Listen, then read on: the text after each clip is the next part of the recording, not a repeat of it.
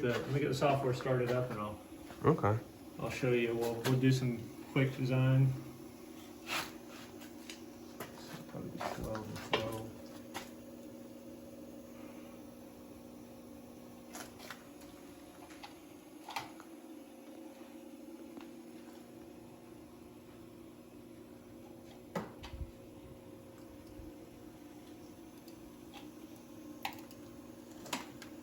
Good. So basically we're going to go into pick points, and I'm going to create a piece of tube with a bend on it right now. All I'm going to do is say this is the direct representation of what we have out here. So I'm going to go up 12 inches, and then I'm going to apply that point. I'm going to clear those values. I'm going to go to the front 12 inches, and I'm going to set my reference off of that point that I just made. So now we're going up and over 12 inches. I'm going to go ahead and apply that. Now I'm going to go ahead and create a piece of tube off of those 3 points that I have, one bend. So we're going to start right here, boom, go out. Call that part number 1. Gotcha. Part is made. Okay, so this right here is the point of the top of our bend, but it has an apex internally right here.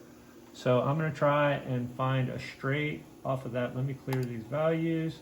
I want to go out 4 inches from that apex. So if it already has the apex in there, it found it for me. And then I'm going to go ahead and apply that. I'm going to take this value and just represent it on the left and do the same thing.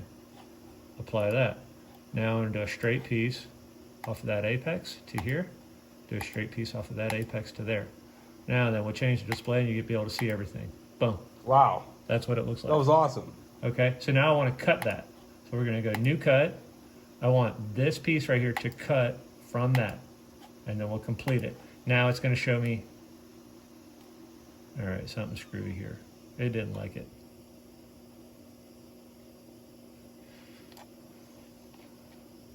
Let's go ahead and go delete. I don't know if maybe it's too short. I'll bet that's what it is. It's too short. So we'll go edit and we'll delete this. I'm going to go out. Let's say main, pick points, clear values. I'm going to go out 8 inches. We can just cut it off. Apply. We'll do this. Boom. Right here. Apply. Let's go straight off the apex. Straight off the apex. Go back to display. There it is. Now let's try and go back to cutting.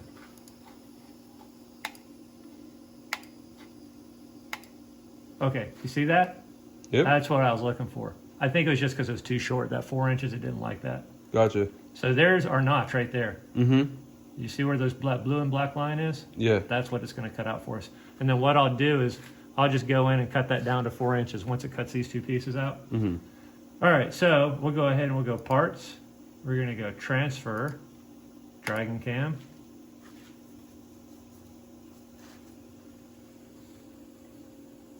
No, wait. That wasn't the right part.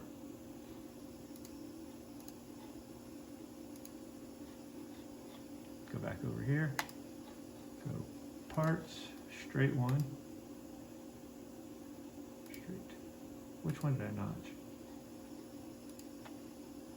Straight one. So go back to parts. We're going to go straight one. We're going to transfer that. Dragon Cam. Put it into our nest, and now we can see it right there. So there it is. And this red represents what it's gonna cut for us. Okay. So what we'll do is we'll go into, we're gonna nest this part. We need to add a piece of tube. We need to get the length on that guy that we just put over there. I'm gonna go into parts. We're going to do 2 of those because we need it for each side.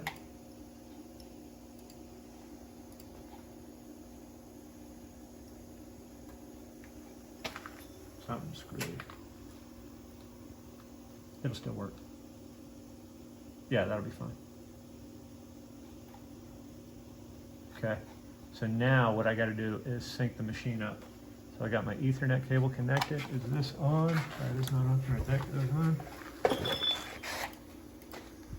Okay, so go over here to mount 3.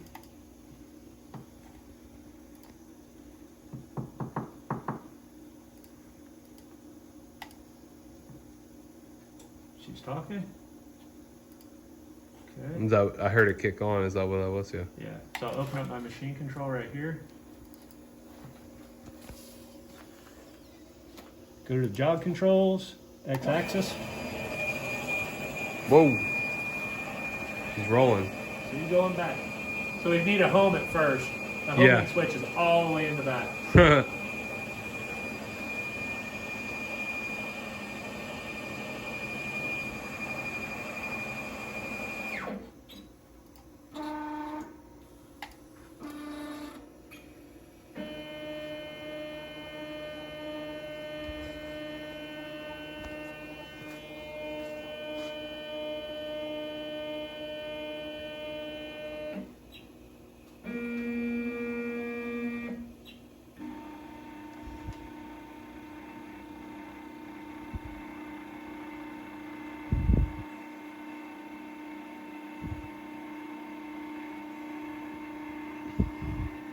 You have to take a cap off your Sharpie? Well, there's not going to be any markings Okay. on this, but I would, yeah, if we had markings. See, this machine marks out the tube too. It's pretty slick.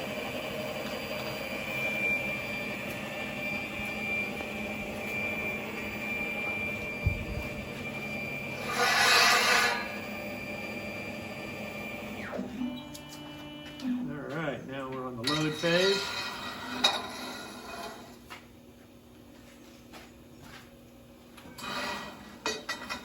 I've got a laser pointer right there. It's telling me where I'm going to give it a little extra, just so it's not right on the edge. Yeah. Using some lasers.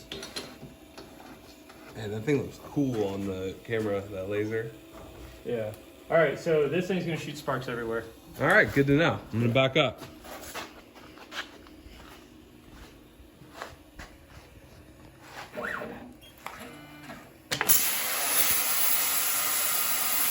Dang, that's awesome, dude.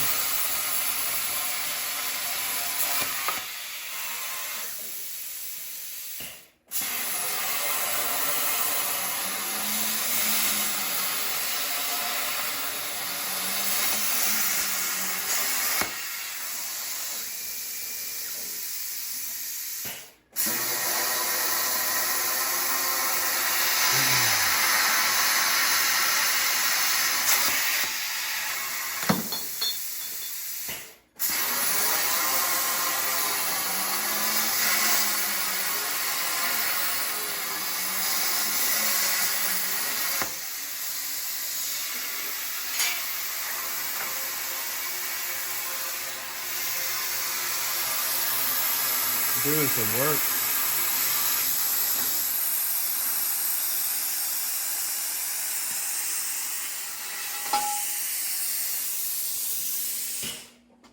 Makes life easy. That's pretty slick. Like that was really cool to watch. Yeah, I figured you want to have some of that for content. I had no idea that it was gonna be like that simple and fast. Like that's how he made this whole cage. Like that's really, really cool, man. You know, he makes all kinds of different cages. Like we said before, this is a custom cage for someone who basically does just a lot of swamp running. This is not for rock climbing. This is what the customer wanted just for mudding. And it's chopped and, it's made out of some really strong material, but it's not a rock crawling cage. But yeah, that's crazy how fast that went.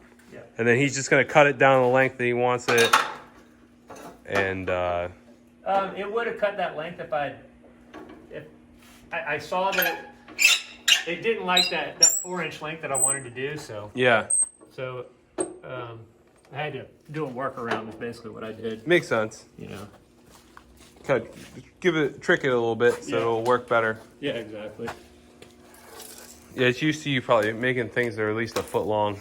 Yeah.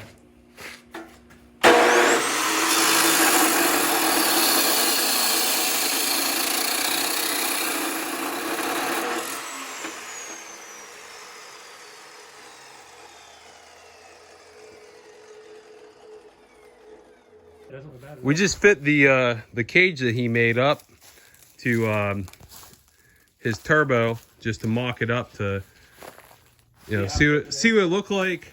It looks sweet. Here, I'm gonna show you something real quick. This is my wife's seat. Yeah. This is not. So I built a bracket for this. Okay.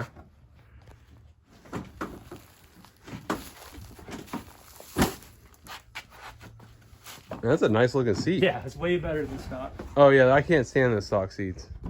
Okay, this definitely wouldn't be for me. Yeah. Well, how tall short, is but this customer? He's 5'10". Yeah, he'll fit. What are you, like 6'3"? I'm 6'1". 6'1". Yeah, but you can see that this is not the thing for me. Yeah.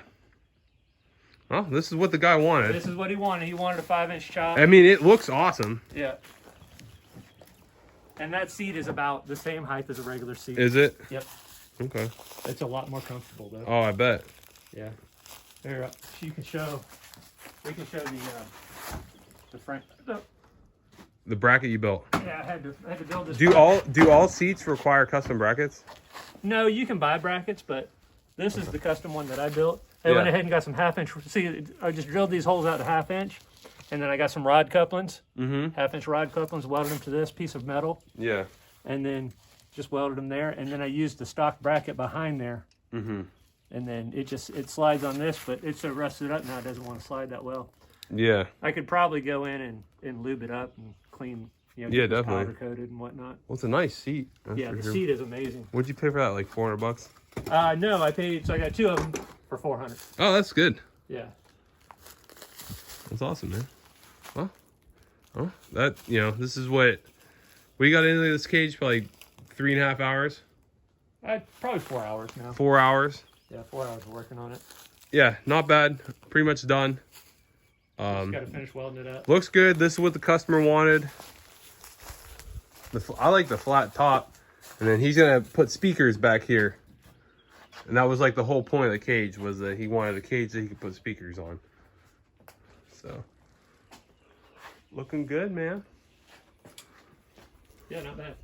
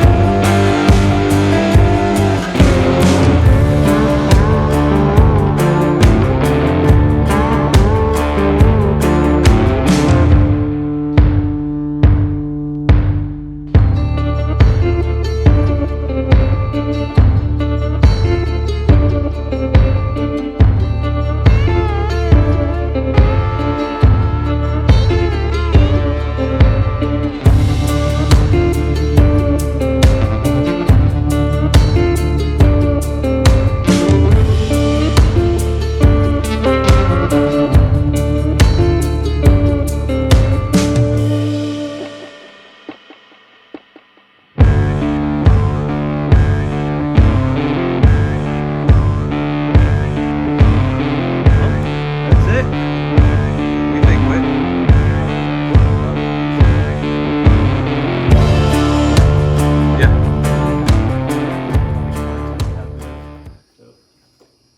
Yeah. It's been a pretty cool day. I got to see, how he makes it. And this is all for like the, 2020 XPs, and then like with a 2016 to 2020 XPs. Yeah, about 2016 to 2020. Turbo and 1000. Yeah. That's the frame that he builds them on. And then, he's going to be making different ones for, different vehicles and stuff like that. We'll see what the future holds. It's basically all made to order stuff. He just makes it whatever customer wants. He also makes bumpers and tree kickers. Yeah, did a couple of tree kickers for renter a while ago. Those came out pretty nice. Yeah, if you look at Ronnie Renner's RS1, Whit did the tree kickers on them.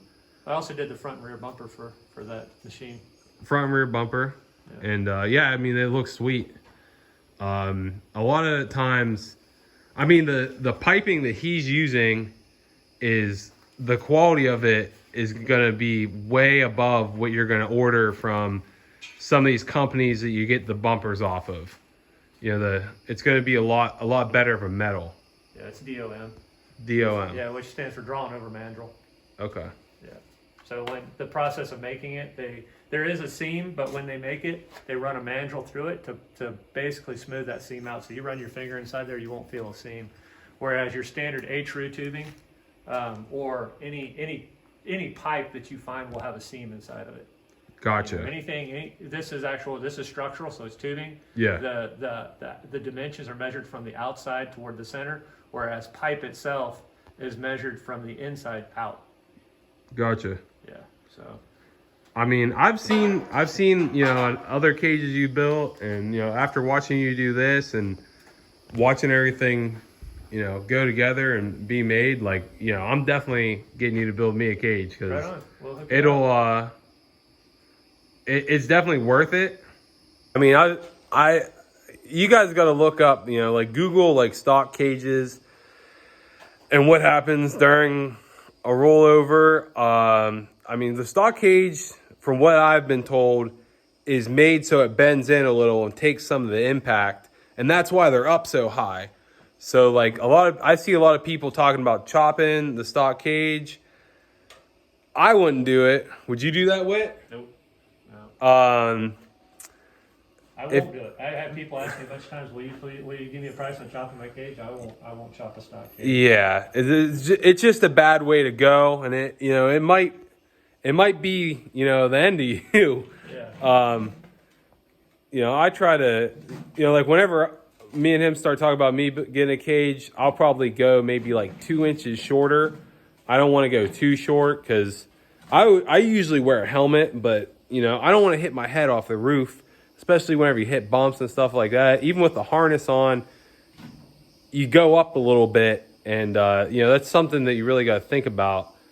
I think you could get away with 4 inches. 4 inches? Yeah. Okay, well, Yeah. Whit says 4 inches. He's probably right. Yeah.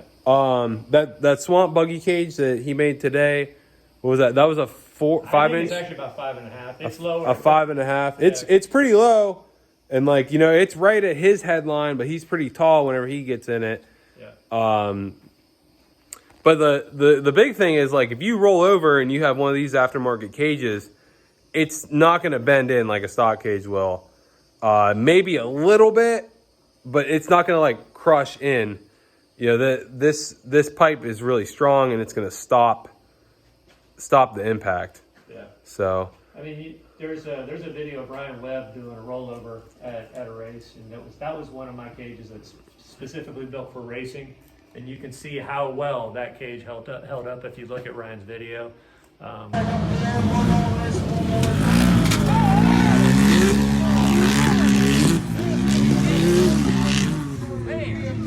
Show a picture of that, or show that clip, and Yeah. see what we're talking about with, you know, basically the other designs that we offer. So Yeah. I mean, very little happened to the cage, so like that's kind of more like what you want, because, you know, if you have a pretty good, let's say you roll over multiple times, and on the first, you have a stock cage, on the first rollover it crushes it down, on the second rollover it could crush it flat. yeah. Like, you don't know, and, you know, it's your life. You know, you're talking about maybe $1,000 for an aftermarket cage, and, you know, for me, $1,000 is worth my life. So it's something to think about. You know, Whit does make these cages, makes bumpers, so you guys can get a hold of me, and I'll forward you to him, and we can get you guys some prices and see, you know, what we can do for you. Anybody local to Florida, you know, Georgia too. He used to deliver chassis and cages up to how far? I used to take them to the state line, and then we do. Okay, yeah, he'll take him to the state line of Florida for you if you want. So, you know, that's the hardest thing is, you know, these things are really heavy, so you gotta think about the shipping and handling. But you know, he mocks them up, so they're already made. They're ready to go right on your RZR. So thanks guys for watching. It's been a pretty fun day. We'll be filming some more content around here. We got a pretty freaking cool rock crawler back here that needs a motor. Yeah. It's at the machine shop. The motor's at the machine shop. Yeah. Whit's actually going to be opening up a channel soon, so we'll have some links to his channel and his build's going on. And maybe me and Whit will get out there one day and do some riding on a RZR. He's got an RS1 and an XP turbo. I'm sure that he gets pretty crazy on them. Yeah. He's got a lot of stuff. So he's got this C10 over here, which I'm sure a bunch of people have been drooling over the whole video. And yeah, that'll all be on his channel in the future. So, all right, guys, have an awesome day. Get out there and ride.